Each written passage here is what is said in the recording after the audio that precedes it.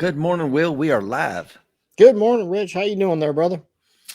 I'm doing really, really good. Good. I'm glad to hear that. Doing real good.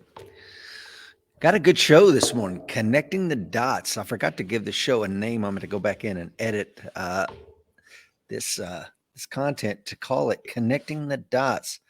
Really excited for today's show. Yeah, I think this will be fun. It'll bring together a lot of the stuff we've been talking about. Give a little real world application. Well, hopefully not a real world application because hopefully some of this stuff won't come to pass.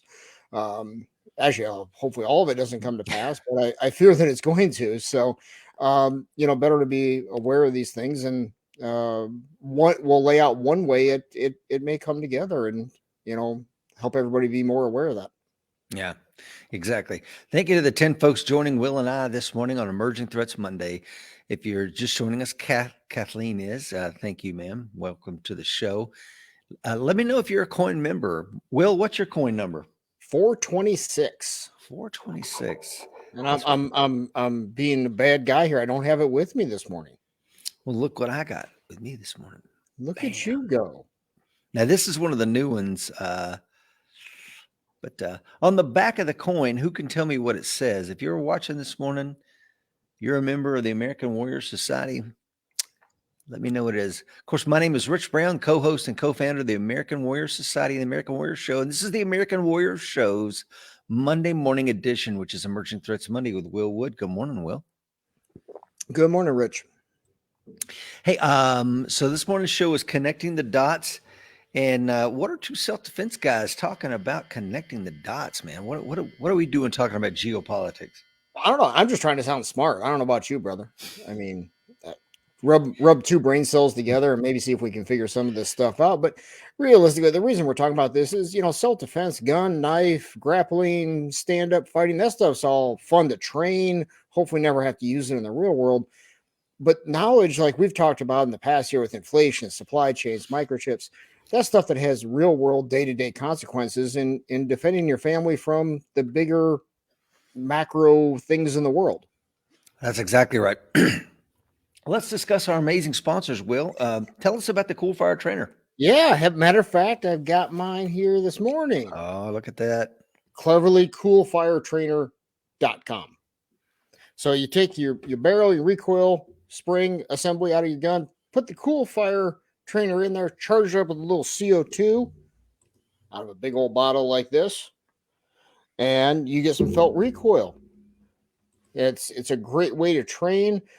It's a great way to get a new shooter from dry fire, cool fire, and then into live fire. I use mine all the time. In fact, I got my Glock 17 sitting right here with it in there. Oh, really? Yeah. Sweet. Akeen wins this morning's raffle prize. He says the back of his coin says Warriors Wanted, and that's precisely correct. When Mike and I were looking for what we wanted to put on the back of the coin 6 or 7 years ago, I said, there's even back then, I'm like, they are coming for warriors, the people that have kept the peace, the people that have protected us since time immemorial. They're this new age that we're entering in. It seems like they want to make warriors obsolete, and we wanted people to know that you have a home here. Yep. You are valued and respected. And thank you guys for being a member. My good friend Stephen Washington is on. He says, good morning. Coin number 2003 from Cedar Springs, Michigan. He's currently training in Alabama. Steve, I wish you could stop by the farm here in Tennessee and say howdy to the Browns. So also we have Century Martial Arts, makers of the Bob XL. You want to take your strike game to the next level, your shooting game, your grappling game. I highly encourage you to pick up a Bob XL. And when you get a Bob XL, don't make Bob XL. Don't set him on the 5'6" setting and pretend like you're a hero. Put him up there about 6'2" and realize how hard it's going to be to strike those bigger folks. Yep. We also have Mountain Man Medical, makers of the co-branded trauma kit. Everything they have over at Mountain Man Medical, number one, is at an incredibly discounted price for you as American Warrior Society member. But also, it is the top brand products. No Chinese knockoffs. It is the good stuff. So please check out Mountain Man Medical. You can replace pieces of your kit or because it's the start of a new year, stuff dry rots, stuff goes bad, stuff expires, please consider changing out some of your products with the products of Mountain Man Medical. Don't have a kit? Then please just buy the co-branded trauma kit we've already put together for you. PrecisionHolsters.com, makers of some of the finest holsters money can possibly buy. Whether you're looking for a range holster, a competition holster, the Ultra Appendix holster, because you decided to go that route, please go to Precision Holsters. Heck, if you already got a great holster, but you need a really rad belt, I highly encourage you to check out Precision Holsters and use the discount code. It's a veteran ran company, folks, making stuff here and assembling it here in America. 100% money back guarantee. They are amazing. APPHemp.com, Appalachian Standard. If you're into CBD products, you're looking for full spectrum products that are going to help you sleep better, work with your cognitive functions, help your joints, please check out my good friend, Gunnery Sergeant in the Marines, retired, Jesse Ross and his family, making amazing. They do everything from propagation to product right in-house. Love those guys over there. I believe that is it, man. All right. Hey, can I swing back to the warrior thing real quick there, Rich? When you were Please, talking yeah. about that? You know, my youngest is a wrestler, and he had a meet this last weekend, and a bunch of us parents had a parent meeting over some libations afterwards. And we were talking, and all of us, you know, all the coaches were wrestlers, of course, most of the parents, and we were talking about it, and the kids have even hinted around at it, even though they don't realize what they're talking about. Other people just don't get it. You know, they're like, why would you want to wrestle? You go out there, you get you get cross-faced, you end up with a bloody nose. Sometimes some of the kids end up in tears because it's an emotional thing, right? And I'm not knocking that at all. I've been there, done that. And I've just told my son and some of the other kids I know, I'm like, don't even bother trying to explain it to them. If they don't get it, they probably never will. Yeah. You know, there was a tough thing. Yeah, man, and you're so right, Will. I mean, it's so hard to explain these things to people that just don't get it. One of the things I saw recently, a meme, and it said, if you don't believe in violence, be prepared to hide behind somebody that does. Yep. And I'm like, man, that is so true. Yep. You know, it's like, and people that are opposed to guns too. Thank you to the 19 folks joining us this morning. Please like and hit that share button. Alan Kelly is on from Southwest Virginia, coin number 1571. Dr. Gordon Bodson up there in Ohio, he is on. Good morning, Dr. Bodson. It's like, okay, you're against guns, right? Absolutely. Yep. Don't want them in my home. Okay, I understand that. But so what's your plan? Well, if somebody's kicking in the door, because you know this happens. Hey, you know, I call the police. Okay, great. What's the response time? That, for one thing, they have no idea.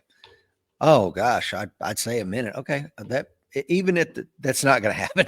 Right. If they're on your street, by the time it goes to dispatch, they route it. I mean, that guy's already 5 miles down the road. So that's not going to happen. But when let's say they do respond really, really fast, whatever fast means, do you want them to show up with a bouquet of flowers or a firearm? Yeah.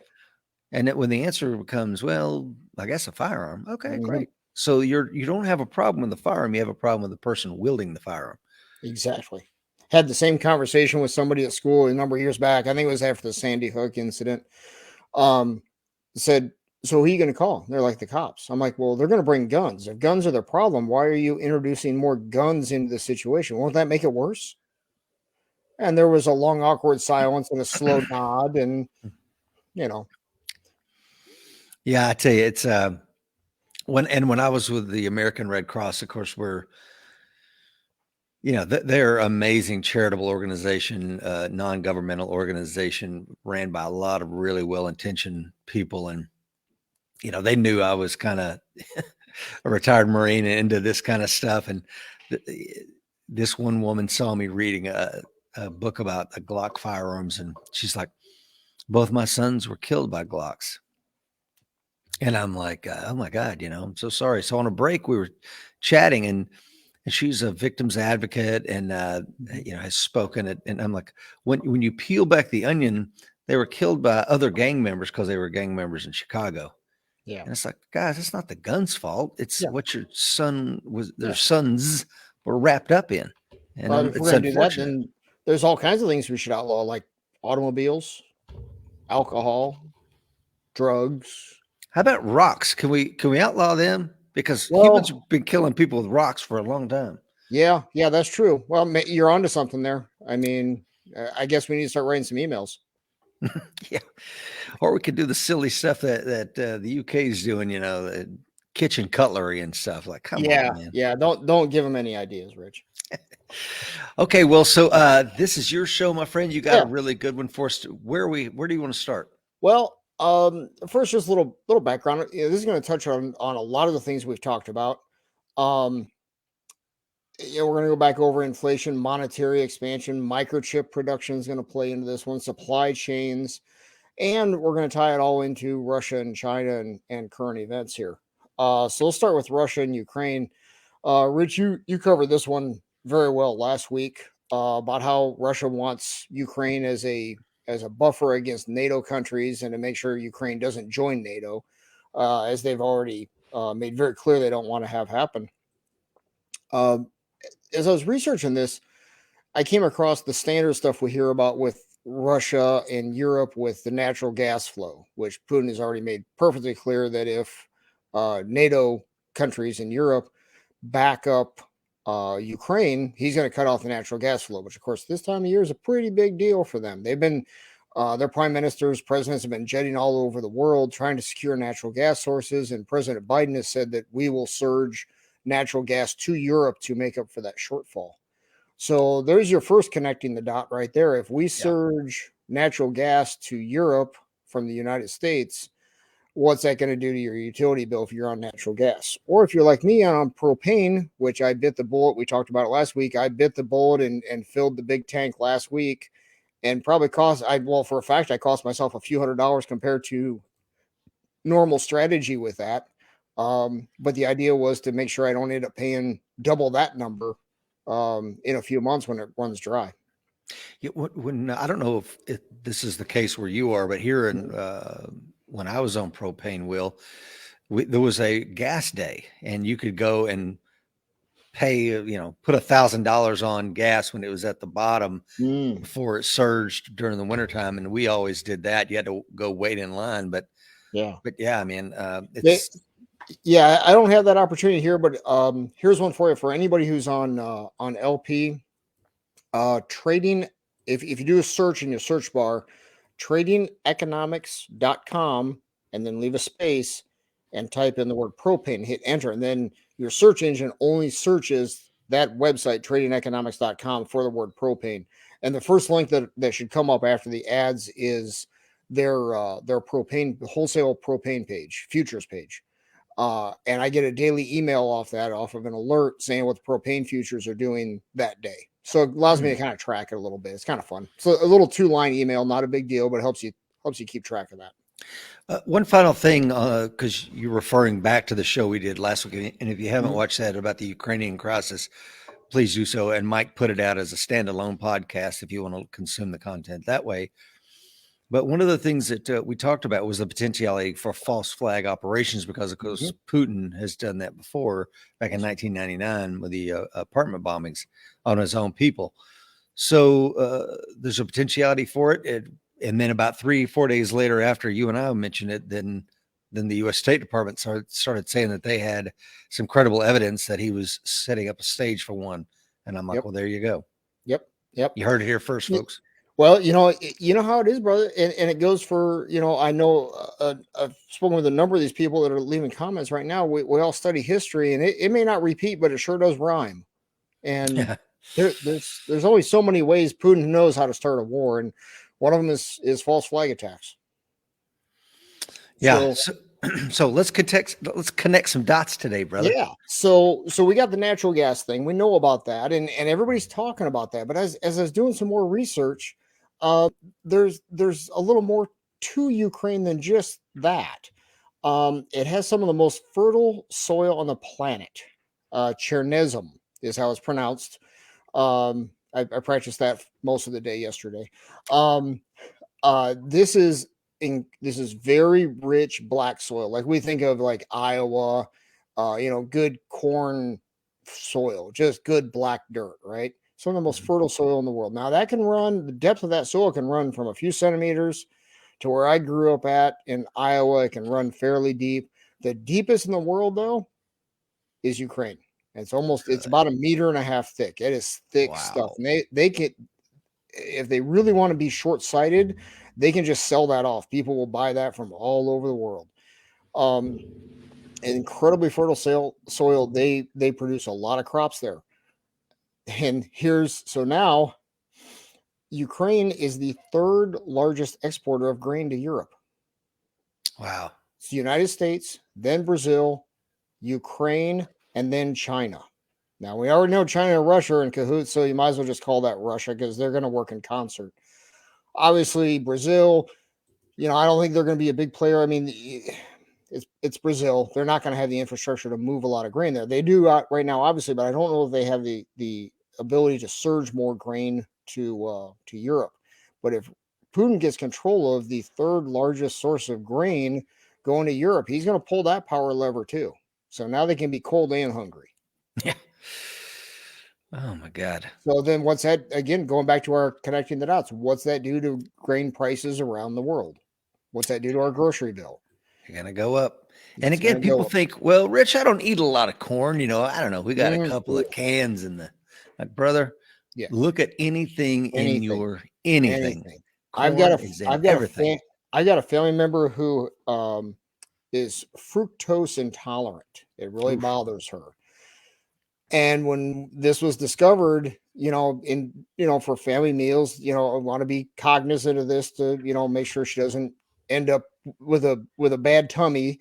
You start reading the ingredients. Corn is in everything. High fructose corn syrup is in it's in ketchup. Exactly. It's It's in salsa. Like it's what? in everything. It's in everything. And part of that, of course, is the government subsidies for corn have driven a lot of that with the corporate farming, but that's a whole nother show. You probably put it in it's probably in your gas tank in your vehicle with ethanol. I mean, Yeah. So please understand that corn is in everything. So that's why corn is so relevant. It sure is. Speaking of corn, how about you bring up that first chart there, Rich, as we go all high tech again here. Uh-oh, we're going to go high tech again. Here We're we going go. to go high tech. Boom. Look at you go. All right. So this is corn production in millions of metric tons. I'm not a big metric guy, but in doing research, basically it's real close to a ton. It's not off by a lot. So if we just think of this in tons, it'll be pretty close. And this is millions of tons. Of course, USA, we are king corn, right? Then you got China, Brazil, Ukraine at 33 million tons. Argentina is right behind them. And then look at Russia. So if Russia takes over Ukraine, they immediately quadruple their corn production. Mm-hmm. And if they're able to pull off what I've been reading about, where, they're a common number being thrown around is 50,000 casualties if Russia invades Ukraine.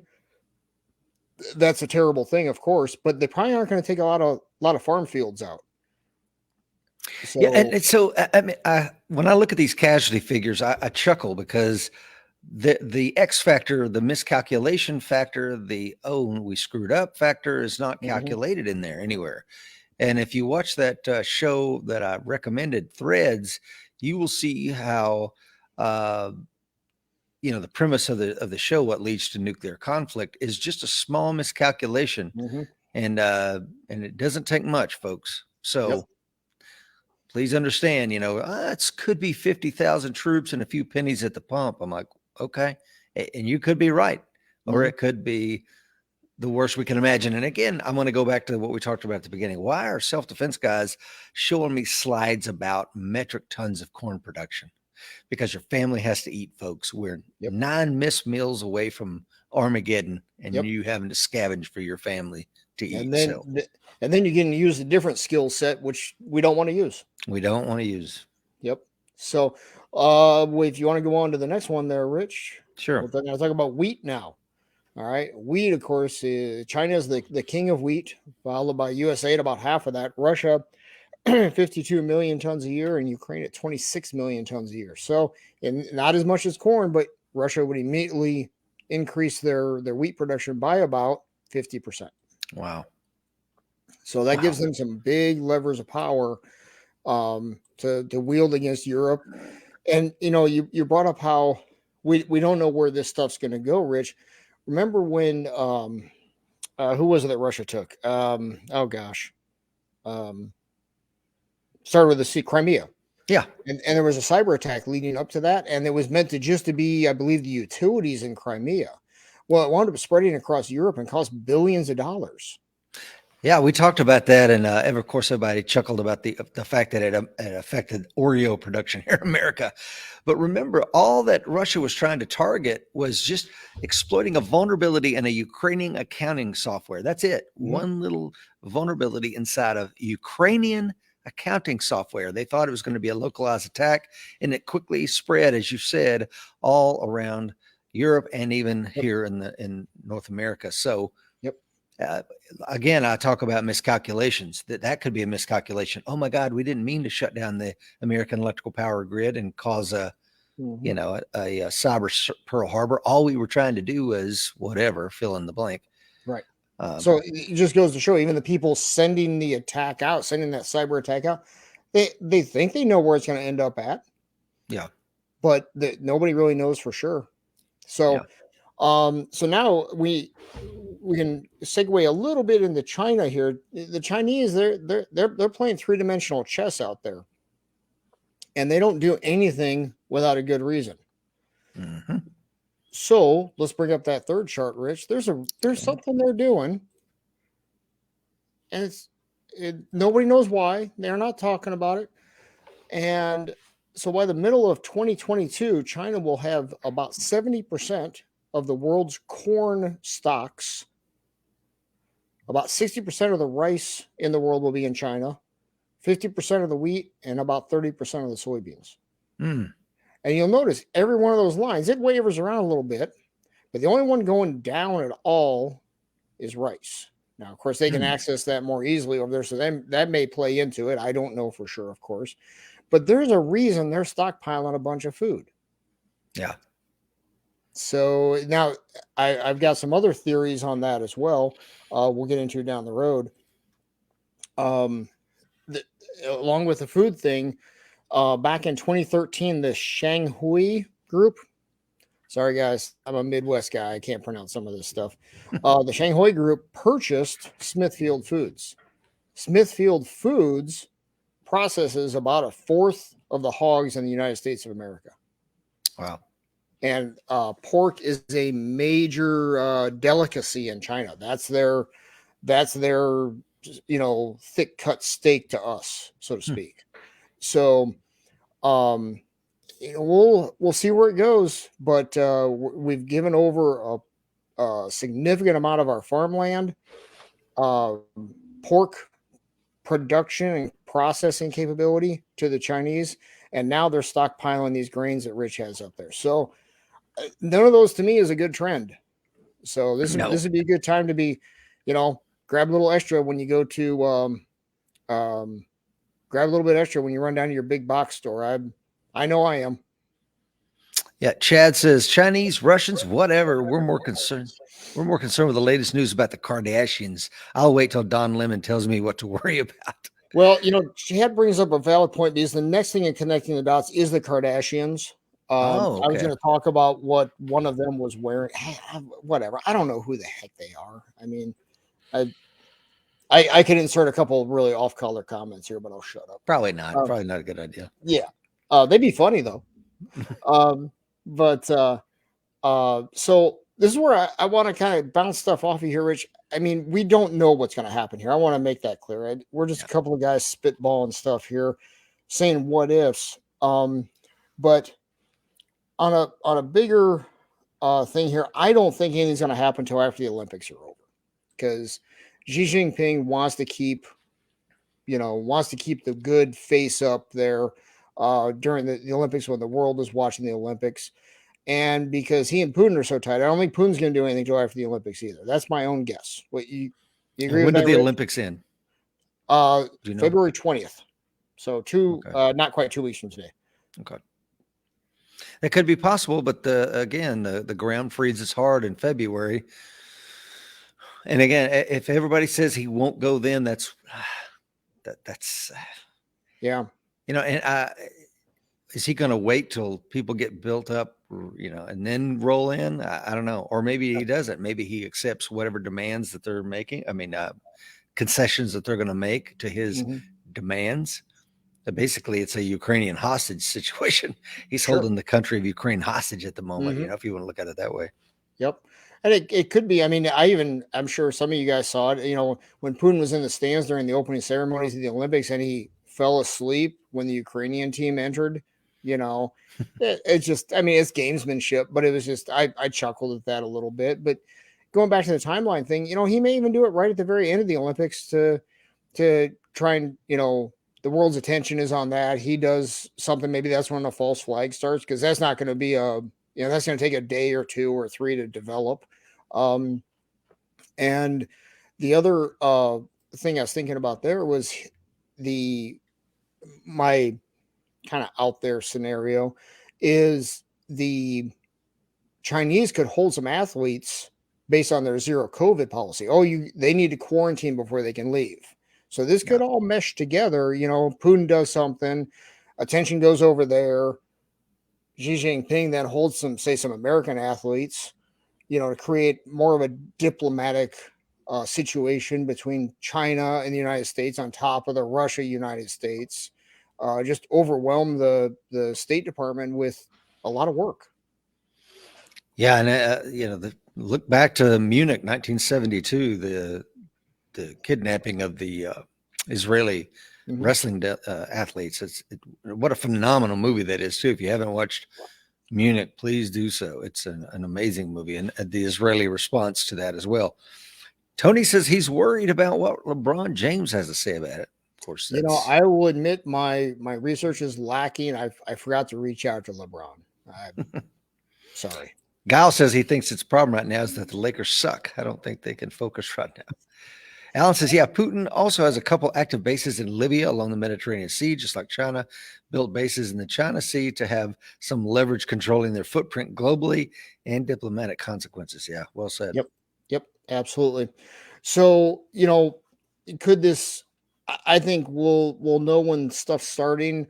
My guess is before even a false flag attack, we'll see some cyber disruptions around the world. I'll call it, I don't know if we'd go so far as saying an attack, but definitely I think we'll see some disruptions. Maybe he'll put a shot across the bow to Europe, mess with fill in the blank country, maybe even multiple countries, try to foment some other disruptions there. Anything's possible.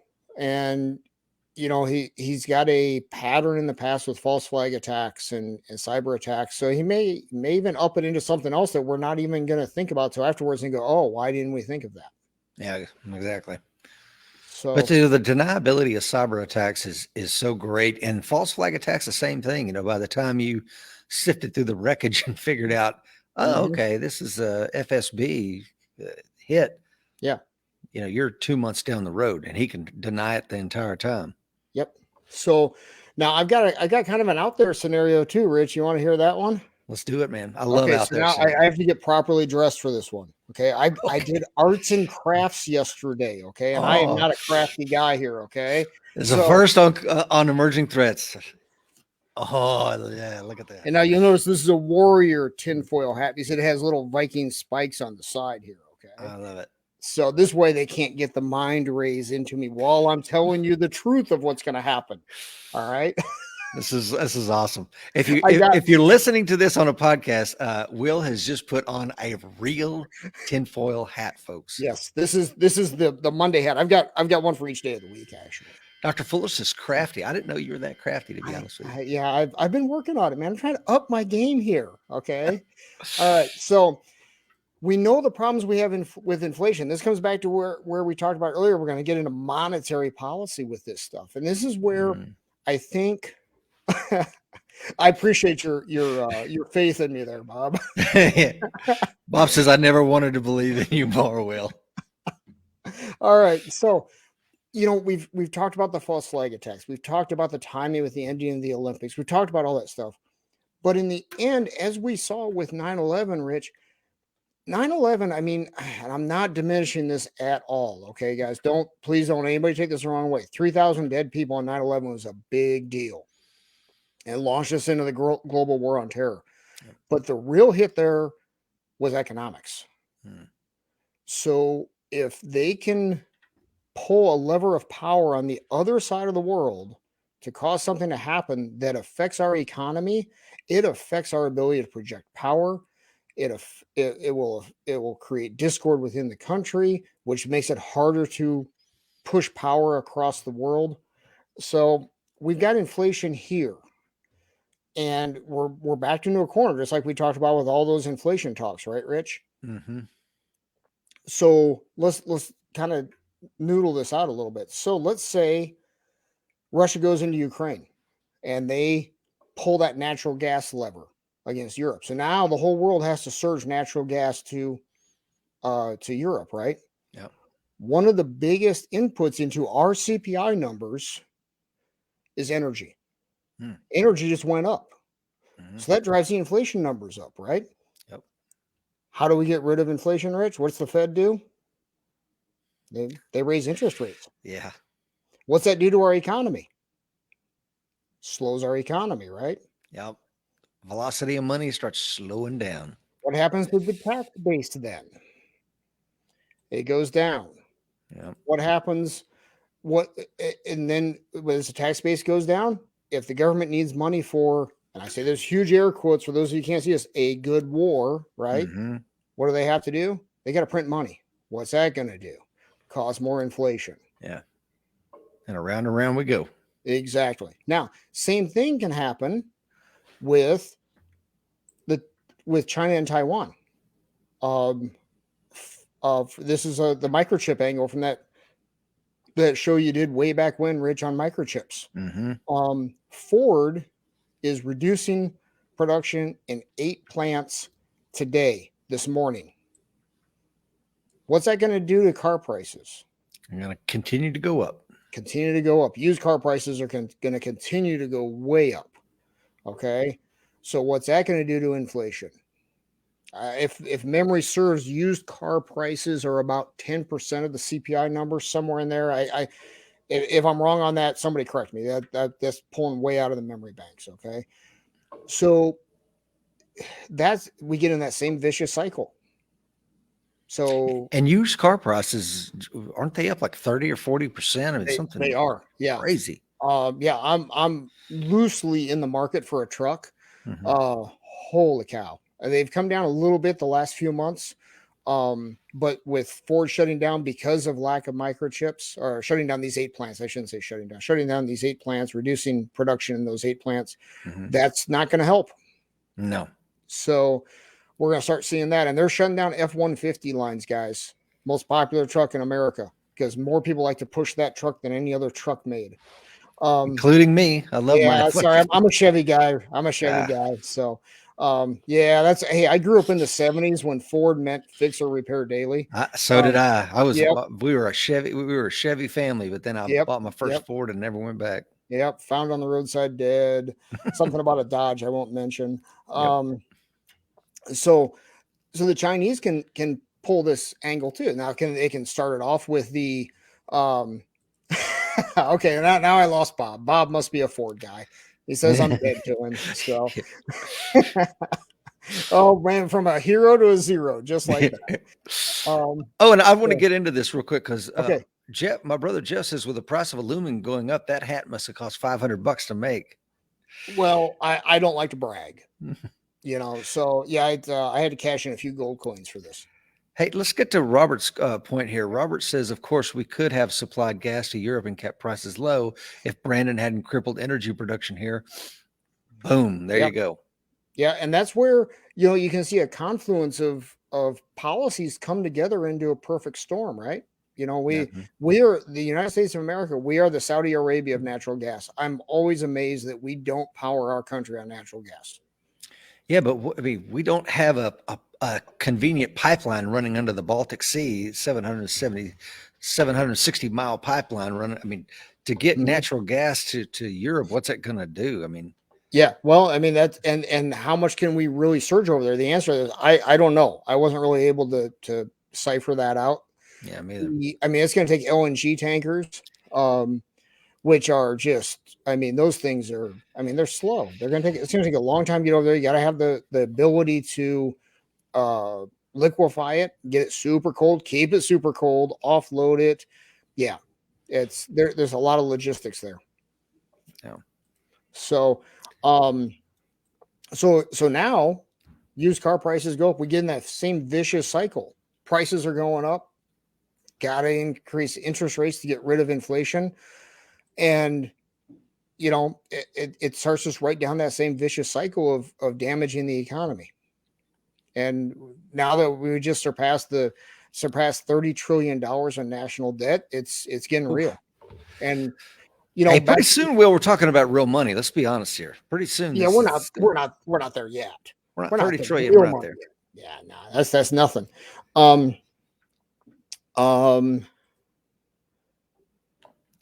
Yeah, Bob brings up a good point about Europe didn't want our natural gas. I'm going to assume that was cost and logistics. Bob, if there was something that article pointed out, it took me all afternoon to make this hat. For the record, I'm not very crafty. Okay. So now this is where I could maybe turn this a little sideways here like this, because this is where I'm going to get into an out there scenario. Okay. So I wonder now so Bob says the reason Europe didn't want the U.S. natural gas was climate reasons and cost. Okay. So yet again, and it's not just the Americans, not just us ugly Americans. Everybody's thinking short-term cost, not strategically. And I put that back on what our real deficit, Rich, in this world isn't monetary. It isn't natural resources. It's a leadership deficit.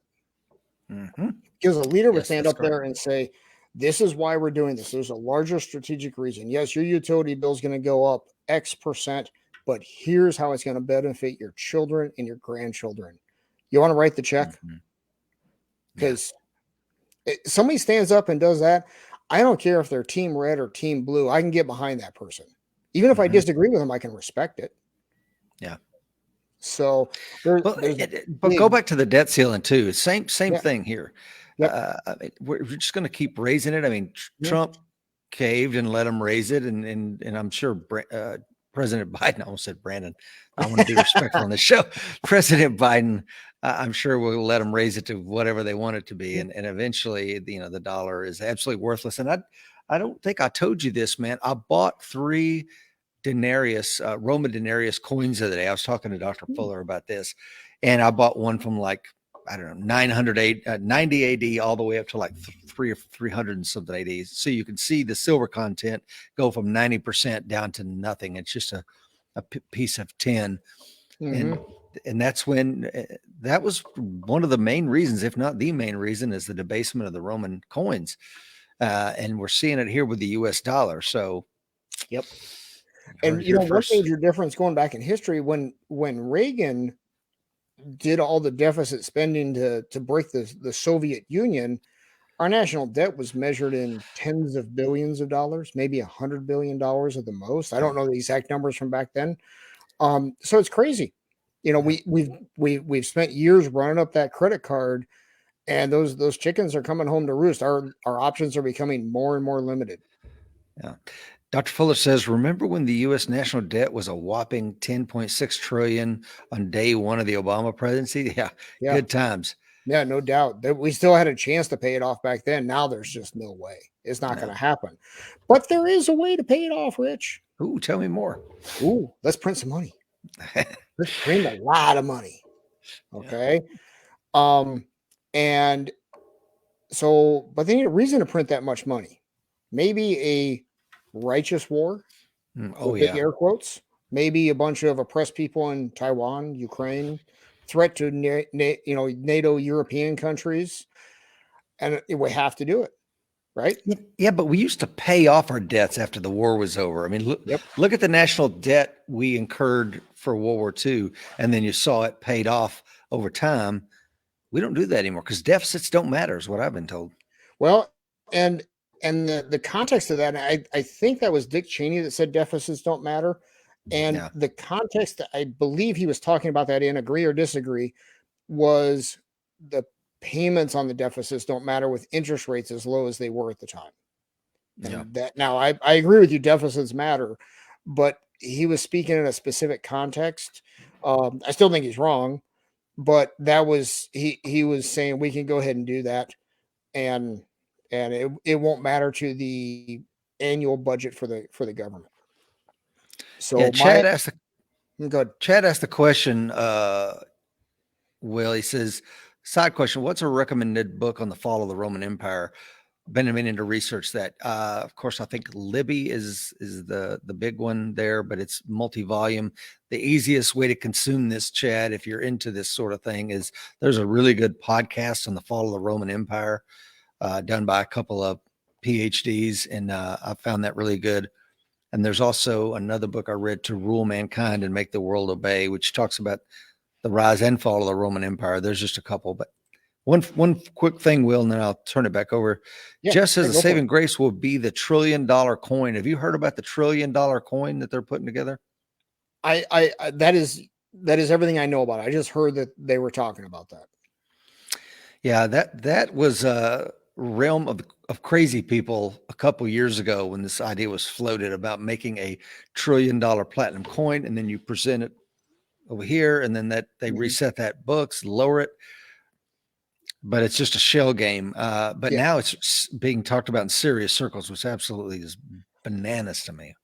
It is. And, I couldn't agree with Will Parker more here. This is, I'll get all personal here. It's, it's, he nailed it. Yeah. Guile says, just curious, does the U.S. really owe money to China? Will, you want to answer that question? We owe lots of money to China. I think kind of the way the circle worked there was, when we offshored everything to China, they needed someplace to stick all that extra money, and they bought U.S. Treasury bills. So yes, we owe them money. And that has been one of the levers of power that have been talked about in some circles to keep China in line, is to threaten to just not pay back those T-bills, just refuse to redeem them. But China has done a pretty good job over the last 3 to 4 years of divesting themselves of the T-bills as they've matured. They have not purchased new ones, or they've used them to buy other things through international trade. So that we still owe them money, but not nearly what we used to. And Russia, as we mentioned on the other show, their $200 billion national wealth fund, they are completely off the dollar. Because they're like, okay, you're not going to be, and I think that was just last year, wasn't it? Well, like it was, and just a few days ago, I meant to mention this earlier, and I missed it in my notes. When Putin went to Beijing for the Olympics, he sat down with Xi Jinping, and they inked a deal for Russian oil and gas going to China for the next 10 years, and it's denominated in euros, not dollars. Look at that. Yeah. So that's another shot across the bow right there. And see, that to me, that is the wake up call for everybody that says, oh, well, look at you, man, you got your tinfoil hat on. The reserve currency for the world is the dollar. It may be right now, but what's it going to be? Because as these large powers wean themselves off of it and convert to something else, we lose, we lose our controlling influence. Yep. And within that, it's like when they talk about when's peak inflation going to happen. And I heard a great line the other day, a fool looks for an exact date. A wise man looks for the process. There will be a date when everyone realizes the US dollar is no longer the reserve currency of the world, but that's not the date it happened. It started 10, 15 years ago already. It's a process. It's not going to happen all at once. It's like saving for retirement or saving for the kids' college or fill in blank. It's a process. It's not a date. That's exactly right. Too much of the media wants to wrap that up in a soundbite and say, on this date, the U.S. currency lost reserve status. No, it's an ongoing thing, and it's happening now. Yeah, and Guile says China is an expert in the money trap. That's exactly true. They have, by undervaluing their currency for years, that they've been playing a very strategic game, and people didn't see it coming, but they've been manipulating their value of their currency for decades and decades. Yes, they have. And they're playing the money trap game in Africa, as well as the United States played it in Central and South America. And we're going to get into that on a future show, I think, Rich. Yeah. So, they're digging into that. So my real true tinfoil hat conspiracy here is that Washington, D.C., the establishment is looking for an excuse to print a bunch of money because the only way to get rid of that $30 trillion in national debt, the only way, in my opinion, to get rid of it is to inflate it away. Print enough money to make it go away and then reset. Like a great reset. I think I've heard that term recently. Yeah. So that's my own personal pet theory. I think there's no other way out of the debt, but there has to be one heck of an excuse to print that much money and punish savers and those on fixed incomes. So will it be China, Taiwan? Will it be Russia, Ukraine? Will it be something that we don't even know is on the radar yet? Will it be Africa? Who knows? But that's my own personal pet, true tinfoil hat theory. Yeah, we talk about war. We think of war in the Ukraine, but I think it was yesterday. Ron Perlman, of course, he's a leftist Hollywood actor, not a bad actor, by the way, actually a really good actor. And he was saying, he was calling for a secession. Like if you voted Republican, you states, you need to leave us alone, and we'll leave you alone. And then, of course, Ray Dalio, who may be a Chinese puppet, I don't know. He's talking about a civil war here in the country. And this is, I think his hedge fund might be the biggest $1 billion hedge fund around. Yeah. So you got to listen to him. Yep. And like I say, I like Ray Dalio stuff. I'm listening to one of his books right now on Audible. However, I do take what he says with a grain of salt because he does run the biggest China fund in the world. Yeah. So there's levers there that anybody who runs a business is beholden to somebody, and That's right. he's going to be beholden to China to some degree. Let me see. There was one other thing here I wanted to hit on. Oh, with the China Taiwan thing, my guess is just noodling stuff out again. Sitting around with my I was sitting around with my Sunday tinfoil hat on yesterday, Rich, as I was thinking about this. That's a different one. It's a different one. Yeah, that doesn't have the warrior horns because it's not on your show here. Gotcha. But I think if we start seeing a lot of coverage about the Uyghurs and the genocide, that may be, there's a justification there, right? We can't let the Holocaust happen again. Yeah, exactly. So it makes me wonder. I mean, for the most part, the media in the world have ignored that. They're literally loading people on boxcars over there, and pretty much nobody's paying attention to that, which just angers me to no end. Because we said never again. But I think if we start seeing a lot of press coverage on that and a lot of pressure from social things, we have to do something, we must do something. There be a precursor for war there. Yeah, the Holocaust is a tough one. Did you ever see? Speaking of never again and all this stuff, where they were gonna, I think it was trade 1 million Hungarian Jews for some blankets and a few trucks. Did you see that? No, I did not. Yeah, probably should look that up. There was a Hungarian mayor, I believe, who was sent to Palestine, modern day Israel, to make an offer to the Brits and America and said, look, the Germans the Nazis are willing to give you 1 million Hungarian Jews if you would give them like 1,000 trucks, soap, and 100,000 blankets. I can't remember, something like that. Mm-hmm. And it was basically like they put him in jail because they didn't want that to get leaked, that offer, and let those people die. And that mayor, I can't remember his name because he's a just tragic figure of the 20th century. Yeah. I believe his whole family died in the process, and just to keep the secret, because to them, and there's State Department letters going around that they knew about it, and it's like, what are we going to do with a million people? Yeah. At some point, I mean, as cold as it sounds, at some point it's a logistical problem, right? And I say problem with air quotes again, but somebody's got to build the infrastructure out for that too. Yeah. So again, this idea of American moral supremacy is somewhat fanciful to me. We firebombed Dresden and killed tens of thousands of civilians. Yep. But like we said the other day, we don't have the stomach for that kind of warfare anymore. No, we sure don't. So it was a short one, Rich, but that's what I got on connecting some dots here. You got anything? Got any dots to connect there?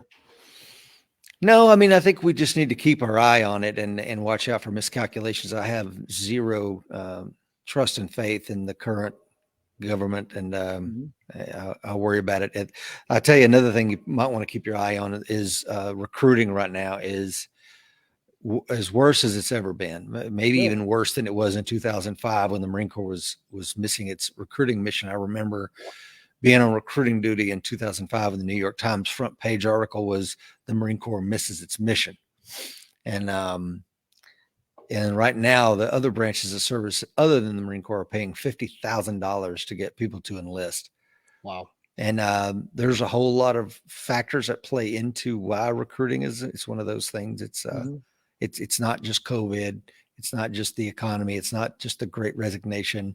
It could be tattoo and body mutilation policies, waivers. It could be ASVAB scores. It could be the fact that most Americans are too fat to serve in the military right now. Right. So there's a variety of reasons. It's, if what do we do, right? Mhm. I remember when the Army was missing its mission, and I was on recruiting duty, and of course, a lot of us Marine Corps recruiters are like, "Woohoo, the Army's missing, screw them." And Yeah. my commanding officer was like, "Hey, knock it off, man. These are we're Americans, and Yeah. we don't want our Army to suffer like that, Yep. Yeah. missing its recruiting mission." So I can't go into too much detail about it because as a retired Marine Corps officer from the recruiting command, I've been talking to folks, and I don't want to give too bleak a thing, but this is going to be something that's coming on your radar screen probably in the next 6 months to a year on how bad things are going to be. And it's going to impact our ability to fight not only a 2 theater war, but perhaps a 1 theater war. So Mhm. just something to keep on your radar. Yep. Alan brings up a good point. Worried about worldwide conflicts, different countries, and we're edging towards another world war, military technology or other Cold War. It could well be all three. Yes. I think maybe instead of or there, maybe it's and we're going to see it all. Yeah. And my brother, Jeff, of course, who's retired serviceman, just like myself, he says the Warriors don't want to be part of the woke community. Yeah. Stay home in case stuff goes south. I agree with you. Yeah. I see nothing currently in the way that they're recruiting that would make a 19-year-old Rich Brown want to enlist. Absolutely not. I'm not interested in Emma and her two moms. No Yeah. disrespect to Yeah. Emma. I'm glad you got two moms. I support Yeah.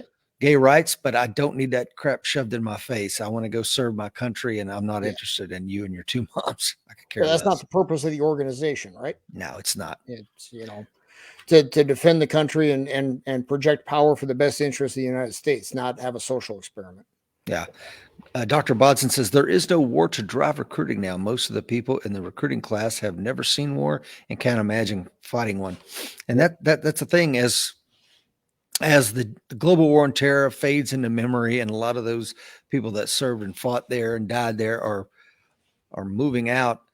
This new generation that are in, have not seen war, Mm-hmm. and you're joining it. Recruiting at peacetime is difficult, but I tell you what, in 2005, when the body bags were coming home from Iraq, and we were trying to grow the Marine Corps to 202,000, it was really, really challenging to look at mom and dad sit across on that table and go, yeah, little Susie or little Timmy is definitely going to go to Iraq. He or her is going to be part of the surge, and there's a good Mm-hmm. chance that he or she may never come home again. Mm-hmm. Chad, who's a retired Army Master Sergeant, I believe I got that rank right, Army Special Operations guy, says there was once a great philosophical quote about everything woke turns to Dots turn to dots. get woke, go Yeah. broke. Get Yep. woke, lose your recruiting base. And I said this, the more they do that, we're going to get Emma, who has two mommies. That's not a Mm-hmm. problem. Those young gals and young men are going to join. But what you cannot lose is people that grew up in Iowa, people that grew up in Tennessee and Alabama, Mm-hmm. people that grew up in Montana and Utah.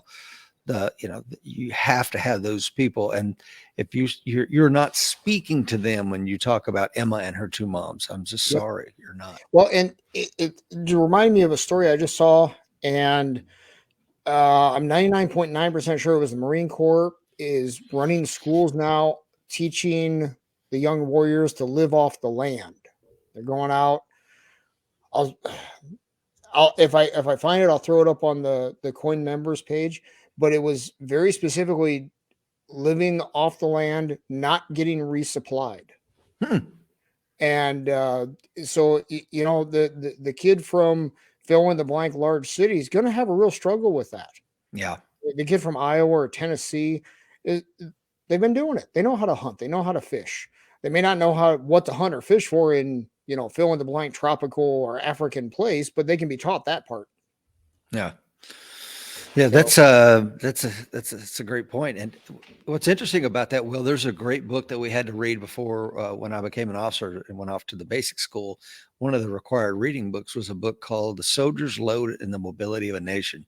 And it was written after World War II. And there's a juxtaposition there between how the Americans arm and equip its warfighters and how the Soviets did. It's an interesting little read. It's, I don't know, maybe 100 and something pages. But I think there's some relevance there for even today. So those of you that are into that kind of thing, The Soldier's Load and the Mobility of a Nation, check that book out. And to that end, on YouTube, if you do a quick search for Russian kids, AK-47, something like that, it's a line of like 5 or 6 Russian kids. There's an AK laying on a table, and they all go up and quickly, completely disassemble, reassemble the gun. Mm-hmm. Now, is that every kid in Russia? No, I'm sure they've got their gamers and so on and so forth over there too that wouldn't have a clue how to do that. And that's not happening anywhere in the United States outside of my garage. And I say that tongue in cheek because I know other guys are teaching their kids this stuff too, but that's not glorified or held up as a good thing here in the United States. And of course you can, if you really want to have some fun, go on YouTube or search around for Russians shooting each other in body armor and stuff like that. Some of those guys are crazy. Oh yeah. Chad has an interesting thing here. I want to get to this. And right. Jeff asked me to post a link to the podcast. I will certainly do that. Chad says, since I've been retired and been what I considered successful, I thought the military misses out on using folks like us for recruiting. They'd be better off instead of trying to show the wokeness, showing people who have served and are now doing well versus the broken toy narrative of suicide and struggling service members. Yeah. And not to make a lot of it, he's absolutely right. I've always said that I hate the way vets are portrayed in the movies because you're either homicidal, suicidal, or you're living under a bridge. And I'm like, I don't know those people. Yeah. And most of my friends are vets. And I'm sure some of them struggle with PTSD, but again, it's like I've got a sprained wrist right now. I get some help, I get healed, and I move on. Yeah. Yep. And that I get tired of that. I didn't serve, full disclaimer there, but I get tired of that. I've got a lot of friends who are vets, and I've got some that are very active in trying to help folks who are struggling. And those folks, they aren't damaged. They've been through something very unusual in the modern world, right? And they just need some help getting past it. Need some help there. And I'm not the guy to do that. I haven't been through that. I don't know. But there's ways for people to get through that, and they just need that help. We don't belittle anybody else that has any issue, right? We're told that's terrible, but if it's a vet, now it's okay to belittle that person, and that just infuriates me. Oh, yeah, I got no use for that. Like I said, on the back of the American Warrior Society coins, it says "Warriors Wanted." Yep. You are wanted and needed more than you can imagine, especially today. And the warrior isn't just someone that you wear a uniform. The warrior is any man, woman, or child that's willing to, stand in the breach to protect another person. So, sure. Anything else, Will? Nope, that's it.